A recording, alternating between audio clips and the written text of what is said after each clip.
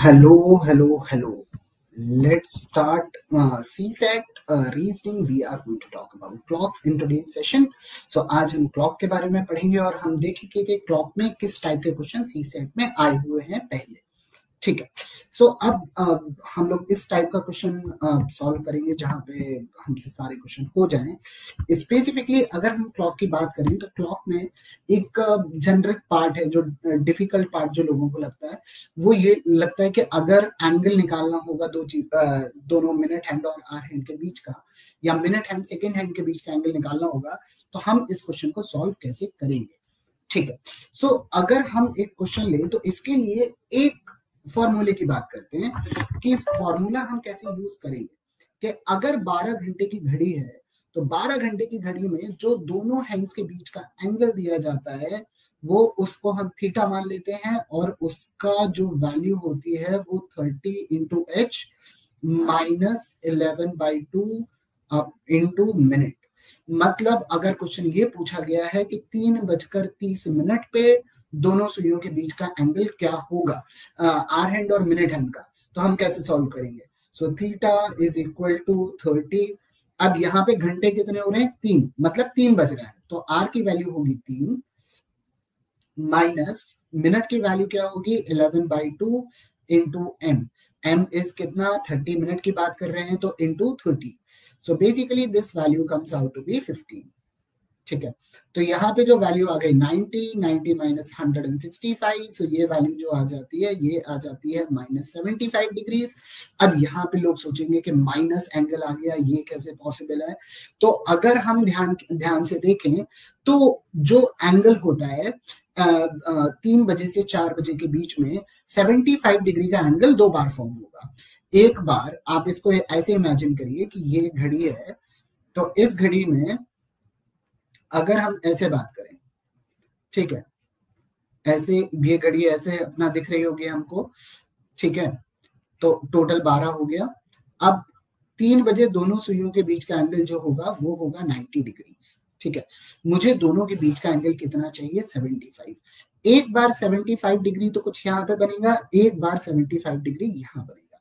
तो इस बात का ध्यान रखना है जब एंगल ओवरलैप करने के पहले बन रहा है तो वो एंगल पॉजिटिव होगा और एंगल ओवरलैप करने के बाद बन रहा है तो वो एंगल नेगेटिव होगा. तो एंगल पॉजिटिव भी हो सकता है और एंगल नेगेटिव भी हो सकता है. नेगेटिव एंगल केवल ये बताता है कि मिनट की सुई पहले आर हैंड के ऊपर गई और उसके बाद उससे आगे निकल गई. सो नेगेटिव एंगल का मतलब ये होता है कि ओवरलैप करने के बाद और पॉजिटिव एंगल का मतलब होता है ओवरलैप करने के पहले. We can directly find any answer in these kind of questions. For example मैं आपको दूसरा एग्जाम्पल ले लेता हूँ. फॉर एग्जाम्पल 6:10 पे दोनों सुइयों के बीच का एंगल क्या होगा. ठीक है. तो इसको कैसे समझेंगे हम कि थीटा गिवन है हमको 30 इंटू 6, एच की वैल्यू 6 आ गई. ठीक है. एम की वैल्यू क्या आ जाएगी 10 आ जाएगी. सो 11/2 इंटू 10 तो यहाँ पे आ गया 5. 180 माइनस 5 कितना, 180 माइनस 55 कितना हो गया 125. यहाँ पे एंगल पॉजिटिव आ रहा है, इसका मतलब एंगल अभी भी ओवरटेक नहीं किया है. ये बात हमको ध्यान रखनी है. ठीक है. एक तो इस टाइप का क्वेश्चन है जो हम सॉल्व कर सकते हैं जहां पे आपको टाइम गिवन है और आपको निकालना है कि एंगल क्या है. दूसरा क्वेश्चन आपका ये बन सकता है कि अगर हम बात करें कि एंगल गिवन है और हमें टाइम निकालना है. तो अब जैसे मैं यहाँ पे इस बात की बात करूं कि 3 से 4 बजे के बीच में कितने बजे दोनों हैंड्स ओवरलैप करेंगे. 3 से 4 बजे के बीच में कितने बजे दोनों हैंड ओवरलैप करेंगे. इसका मतलब दोनों सुइयां एक के ऊपर एक होनी चाहिए. ओवरलैपिंग का मतलब तो यही होगा. इसका मतलब दोनों के बीच का एंगल जो होना चाहिए वो होना चाहिए 0. 0 इज इक्वल टू, अब हमें एंगल की वैल्यू पता है 3 से 4 बजे के बीच में मतलब 3 बजकर कुछ मिनट पे, राइट. तो हमें ये पता है कि आर की वैल्यू कितनी है, आर की वैल्यू 3 हो गई, राइट. अब हमें क्या चाहिए, अब हमें मिनट की वैल्यू चाहिए. मिनट की वैल्यू क्या आएगी, मिनट की वैल्यू m आ जाएगी. तो वो हम निकाल लेंगे. तो यहाँ से कितना आ जाएगा 11/2 m और वो होगा 90 के बराबर. तो अब मिनट की वैल्यू जो आएगी वो आएगी 180/11 and that's going to be my answer. तो इसका मतलब 16 बजकर कुछ मिनट पे दोनों हैंड्स ओवरलैप करेंगे, हम लोग डायरेक्टली फिगर आउट कर सकते हैं। ठीक है, दूसरा इंपॉर्टेंट पॉइंट ये है कि अगर 12 घंटे की घड़ी है, so in any 12-hour clock, both hands overlap, मतलब एक के ऊपर एक की बात कर रहे हैं। ओवरलैपिंग का मतलब ये होता है ओवरलैप एट 11 डिस्टिंक्ट पॉइंट्स, मतलब 11 डिफरेंट टाइम ऐसे होंगे जहां पे दोनों सुइयां एक के ऊपर एक होंगी और सारे एंगल 22 बार फॉर्म होते हैं। And all angles, so basically 0 degree और 180 डिग्री को छोड़ के सारे एंगल जो होंगे वो 22 बार फॉर्म होंगे। And all the angles except 180 will be formed 22 times. किसी भी 12 घंटे में जो होगा वो हमेशा आपके जितने भी एंगल होंगे वो 22 बार फॉर्म होंगे। अब 22 बार कैसे फॉर्म होंगे? अब जैसे मैं 30 डिग्री की बात कर रहा हूँ, सो थीटा एक बार पॉजिटिव 30 होगा और एक बार नेगेटिव 30 होगा, मतलब एक बार ओवरलैप करने के पहले और एक बार ओवरलैप करने के बाद। सो ओवरलैपिंग जो होगी वो 11 बार होगी, 180 डिग्री वो भी 11 बार बनेगा और बाकी सारे एंगल जो होंगे वो अपने टोटल 22 बार बनेंगे। और यही चीज, सेम चीज हम यूज कर सकते हैं अगर हमें आर हैंड और मिनट हैंड और सेकेंड हैंड के बीच की वैल्यू चाहिए। सो बेसिकली सेम फॉर्मूला जो है, थीटा इज इक्वल टू क्या लिख सकते हैं हम, 60 सेकेंड में मिनट हैंड का सेकेंड हैंड पूरा चक्कर मार लेता है और 60 सेकेंड में ये कितना चलता है, 1 मिनट चलता है। तो जो भी है अपन निकाल सकते हैं उससे। सिमिलरली अपन अब इसको देख लेते हैं। ठीक है, अब जैसे यहां पे आते हैं। ठीक है, पहला क्वेश्चन क्या कह रहा है? पहला क्वेश्चन ये कह रहा है कि 3:16 और 3:17 पे आर हैंड और मिनट हैंड क्या कोइंसाइड करेंगे। ठीक है, अभी अभी हमने निकाला था 3 से 4 बजे के बीच में कितने बजे दोनों हैंड्स ओवरलैप करेंगे, 16 कुछ पे ओवरलैप करेंगे। इसका मतलब हम डायरेक्टली आंसर दे सकते हैं कि इसका जो आंसर होगा, फर्स्ट स्टेटमेंट तो ट्रू है। सेकेंड स्टेटमेंट की बात कर रहे हैं, 4:58 और 4:59 पे के बीच में मिनट हैंड और सेकेंड हैंड ओवरलैप करेंगे। ठीक है, तो अगर मैं ऐसे देखूं, इमेजिन करूं केवल मिनट हैंड की बात करूं, सो मिनट हैंड अगर ऐसा होगा 58 पे और सेकेंड हैंड ऐसे घूम के आएगा। ठीक है, सो सेकेंड हैंड और मिनट हैंड के बीच का एंगल क्या होगा। ठीक है, अब 4:58 और 59 इंपॉर्टेंट है, 4 और 5 इंपॉर्टेंट नहीं है, क्योंकि हम केवल मिनट हैंड और सेकेंड हैंड की बात कर रहे हैं। राइट, अगर हमें ये चाहिए तो हम कैसे करेंगे? तो इसका मतलब ये है कि अब अगर आप ध्यान से इमेजिन करिए इस सिनारियो को, तो 4:58 से 59 के बीच में ओवरलैप होगा और उसके बाद वो वापस से आपका 12 पे चला जाएगा। तो हर 1 मिनट में, अब जैसे 0 से 1 मिनट के बीच में एक बार, क्या कहते हैं इसको, सिंपली ऐसे समझ लेते हैं, 3:01 से 3:02 के बीच में बोथ हैंड्स के बीच में, सेकेंड हैंड और मिनट हैंड के बीच में ओवरलैपिंग तो होगा ही होगा, क्योंकि वो ऐसे 3:01 पे, अगर आप इसको इमेजिन करिए, तो अगर मैं बात करूं, जो मिनट हैंड होगा, सेकेंड हैंड होगा वो 12 पे होगा और मिनट हैंड होगा वो 1 पे होगा। राइट, उसके बाद ये आगे आएगा, जैसे ही थोड़ा आएगा तो थोड़ा सा एक ओवरलैप होगा या नहीं होगा। 3:02 से 3:03 के बीच में एक ओवरलैप तो होगा मिनट हैंड और सेकेंड हैंड के बीच में। तो सिमिलरली 58 से 59 के बीच में भी मिनट हैंड और सेकेंड हैंड दोनों के बीच में एक ओवरलैप होगा। तो आंसर इसका होगा, second statement is also true. So इसका जो आंसर आएगा वो आएगा option C. Now let's move on to the next question. क्या कह रहा है कि कितने बजे दोनों सुइयों के बीच का एंगल जो है वो 180 डिग्री होगा दोनों के बीच में। ठीक है, हम वैसे निकाल भी सकते हैं इसको, और बिना उसके भी हम कर सकते हैं, ठीक है। मुझे एंगल कितना चाहिए, और सारे क्वेश्चंस में वैल्यू 7 बजे के बाद की है, ठीक है। तो एंगल है अपना 180 है, ठीक है। That is equal to R की वैल्यू क्या है 30 इंटू 7, मिनट की वैल्यू पूछिए 11/2 इंटू मिनट, ठीक है। तो इससे हम लिख सकते हैं 11/2 into minute is equal to 210 minus 180 and that is equal to 30। So m comes out to be 60/11, मतलब 5 बजकर कुछ मिनट पे होगा, हाँ है ना। और वो जो क्वेश्चन है वो ये कह रहा है कि 7:05 से 7:10 के बीच में 180 डिग्री का एंगल बनेगा, हाँ। सो बेसिकली आंसर जो हो जाएगा वो हो जाएगा option D. So this is the approach we are going to figure out now. अगर आप देखोगे 180 डिग्री, लेकिन अब लोगों को लगेगा यहाँ पे टाइम क्या है, तो यहाँ पे टाइम की जो बात कर रही है, आप सारे ऑप्शंस को देखिए तो सारे ऑप्शंस में बोल रहे हैं 7 बजे की बात हो रही है, तो इसका मतलब आर्ली वैल्यू तो मेरी 7 आ गई। अब मिनट की वैल्यू निकालनी है, वो मैं निकाल के ऑप्शन सही सिलेक्ट कर सकता हूँ, ठीक है। अगला क्वेश्चन चलते हैं, क्या कह रहा है। A wall clock moves very fast, 10 minutes fast in 24 hours. मतलब एक वॉल क्लॉक है वो 24 घंटे में 10 मिनट आगे चल रही है, 24 घंटे में 10 मिनट आगे फास्ट हो रही है, मतलब जो एक्चुअली टाइम कम होगा लेकिन टाइम ज्यादा दिखा रही है। मतलब 8 बजे आपने मंडे को 8 बजे करेक्ट टाइम फिक्स किया, ठीक है।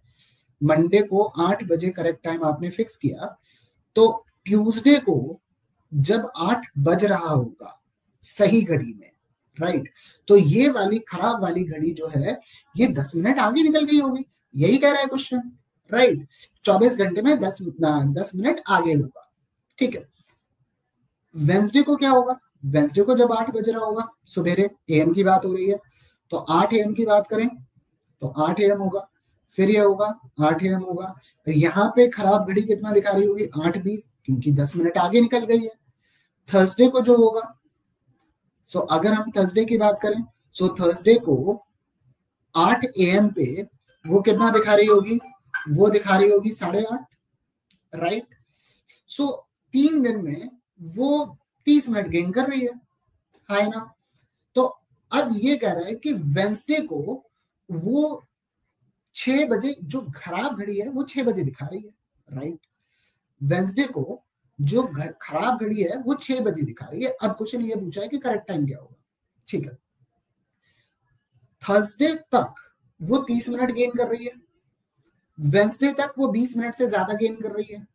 इसका मतलब जो मेरा टाइम होना चाहिए 5:30 से ज्यादा और 5:40 से कम, क्योंकि उसने जो टाइम गेन किया है वो 20 मिनट से ज्यादा गेन किया है और 30 मिनट से कम गेन किया है। अब इसके बीच में कुछ वैल्यू होगी, हम उसको आर्ली कैलकुलेट कर सकते हैं। जैसे 24 घंटे में 10 मिनट गेन किया तो 1 घंटे में 10/24 गेन किया होगा, और उस हिसाब से हम पूरा एक्चुअली कैलकुलेट कर सकते हैं, लेकिन अप्रोक्सीमेशन करके चलते हैं। सो मेरा जो टाइम हो रहा होगा वो 5:30 से 5:40 के बीच में कोई नंबर होगा। अब यहाँ पे देखते हैं 5:36 क्या ये हो सकता है, हाँ। 5:30 ये तो नहीं होगा, ठीक है। 5:24 यहाँ पे तो 36 मिनट का डिफरेंस है, जो ये भी पॉसिबल नहीं है। 5:18 यहाँ पे तो 42 मिनट्स का डिफरेंस है, ये भी नहीं हो सकता। तो आंसर अपना क्या आएगा, ऑप्शन ए। इस क्वेश्चन को हम ऑप्शन की हेल्प से भी कर सकते हैं, बस ये फिगर आउट करना है कि जो टाइम का डिफरेंस है वो 20 मिनट से ज्यादा और 30 मिनट से कम है। चलिए अगला क्वेश्चन पे चलते हैं, क्या कह रहा है। एक वॉच है वो 24 घंटे में 2 मिनट लूज करती है, मतलब 2 मिनट पीछे जाती है। अभी पिछले क्वेश्चन में देखा था कि गेन कर रही है, इसमें 2 मिनट पीछे जा रही है। अगली जो वॉच है वो 2 मिनट गेन कर रही है। तो इसका मतलब ये है कि 24 घंटे में दोनों सुइयों के, दोनों घड़ियों के बीच में 4 मिनट का गैप आ रहा है। तो 24 घंटे में 4 मिनट का गैप आ रहा है, राइट। तो इसका मतलब अपन ये लेके चलते हैं और दोनों घड़ियां कितनी देर में सही टाइम दिखाएंगे, ठीक है। तो मैं इसमें ये एक इस क्वेश्चन को थोड़ा सा रिफ्रेज कर लेते हैं। मेरी पहली जो घड़ी है वो सही है, ठीक है, दैट इज करेक्ट। मैं उसको ले नहीं रहा कि पहली घड़ी खराब है। मैं और जो सेकेंड क्लॉक है उसको मैं ये लेके चल रहा हूं कि ये 4 मिनट गेन कर रही है, ठीक है। क्या कर रही है, 4 मिनट गेन कर रही है, ठीक है। अब 4 मिनट एक कितनी देर में गेन कर रही है? 24 घंटे में, राइट। मतलब एक दिन में 4 मिनट गेन किया, सॉरी 1 डे में कितना गेन किया? 4 मिनट, ठीक है। अब 60 मिनट गेन करने में कितना टाइम लेगी? 15 दिन, है ना। मतलब 15 दिन के बाद जब ये रोज 12 12 12 12 दिखा रही है तो 15 दिन के बाद ये एक दिखा रही होगी, है ना। और 24 घंटे की घड़ी है तो उसके अगले 15 दिन के बाद ये वापस से एक की जगह 2 दिखा रही होगी, 1 घंटा और गेन कर लिया। तो 24 घंटे गेन करने में कितना टाइम लगेगा? तो 1 आवर गेन करने में 15 दिन लग रहे हैं, तो 24 घंटे गेन करने में कितना टाइम लग रहा होगा? 15 इंटू 24 और ये आ जाएगा कितना? 360 दिन। और 360 दिन क्या ये हमारे ऑप्शन में है? नहीं। तो हमारा आंसर आ गया option D, that is none of the statements are correct. चलिए अगला क्वेश्चन देख लेते हैं। अगला क्वेश्चन क्या कहता है? एक क्लॉक है, वो 1 बजे एक बार बजती है टन की आवाज, 2 बजे 2 बार टन टन, 3 बजे 3 बार टन टन टन, और 5 बजे 5 बार बज रही हो, और 5 बजे टोटल टाइम ले रही है 12 सेकेंड। तो 10 बजे कितना टाइम ले रही होगी? तो 10 बजे 10 बार बजेगी, तो टाइम जो लेगी वो अपना 24 सेकेंड लेगी। अपना आंसर आ गया। सीधे सीधे ऑप्शन बी जो है इस क्वेश्चन का, वो हमें डायरेक्ट आंसर दे रहा है। हमें कुछ करने की जरूरत नहीं है, सीधे हम निकाल सकते हैं इसको। चलिए अगला क्वेश्चन देखते हैं क्या कह रहा है कि 6 बजे से 7 बजे के बीच में मिनट हैंड जो है वो आर हैंड से 3 मिनट आगे होगी, ठीक है, ठीक है। अब यहाँ पे एक बेसिक कंसेप्ट देखते हैं कि 1 घंटे में, मतलब टोटल मिनट हैंड जो है वो 1 घंटे में 360 डिग्री चल रहा है, राइट। तो इसका मतलब 60 मिनट में 360 डिग्री चल रहा होगा, ठीक है। इसका मतलब 1 मिनट में 6 डिग्री चल रहा होगा। अब क्वेश्चन ये कह रहा है कि 3 मिनट आगे है, 3 मिनट आगे का मतलब 18 डिग्री आगे है। ये क्वेश्चन कह रहा है मिनट टाइम वाइम से कभी एक हैंड दूसरे हैंड से टाइम से आगे नहीं होता, डिग्री से आगे होता है। तो जो मिनट है उसको डिग्री में कन्वर्ट करते हैं, ठीक है। अब बेसिकली क्वेश्चन ये कह रहा है कि 6 से 7 के बीच में क्या कहते हैं, जो घड़ी है वो कितने, जो सॉरी मिनट हैंड है, मिनट हैंड आर हैंड से आगे, ये क्वेश्चन कह रहा है। तो इसका मतलब हम ये देखते हैं, 6:15 को देखें तो 6:15 पे तो मिनट हैंड पीछे ही होगा, ये तो हो नहीं सकता। 6:18 इस पे भी नहीं हो सकता, 6:36 ये हो सकता है। 6:36 अपना कैसे दिख रहा होगा हमें? ऐसे आर हैंड होगा, मिनट हैंड कुछ ऐसे होगा। 6:48 पे क्या होगा? 6:48 पे मिनट हैंड आर हैंड कुछ ऐसा होगा, मिनट हैंड कुछ ऐसा होगा, सॉरी मिनट हैंड कुछ ऐसा होगा। तो इसका मतलब 6:48 तो हमारे पास एक पॉसिबल वैल्यू नहीं है, राइट। तो हमारा जो इकलौता पॉसिबल आंसर होगा वो हमारा 6:36 ही हो सकता है, और कोई आंसर पॉसिबल नहीं है। अच्छा, अगर हमें इसे कैलकुलेट करना है तो हम कैसे करेंगे? ठीक है, I am going to use the same formula. Theta is equal to 30h minus 11/2 times m. ठीक, लेकिन अगर r हैंड आगे है तो एंगल पॉजिटिव नहीं होगा, नेगेटिव होगा। 6 बजे क्या सीन चल रहा होगा? r की वैल्यू 6 होगी, मिनट की वैल्यू हमको चाहिए। तो इसका मतलब 11/2m comes out to be 180 plus 18 198। ये वाली वैल्यू आ गई 18, तो मिनट की वैल्यू आ गई 36। तो 6:36 हमारा आंसर होगा। तो इस क्वेश्चन का जो आंसर आएगा वो आएगा ऑप्शन सी। इसको हम वैसे फिगर बना के भी फिगर आउट कर सकते हैं, I think that would be easier approach. लेकिन if you do not feel very comfortable with that approach, तो आप इसको एंगल वाले उससे भी सॉल्व कर सकते हैं, कोई बहुत बड़ी बात नहीं है।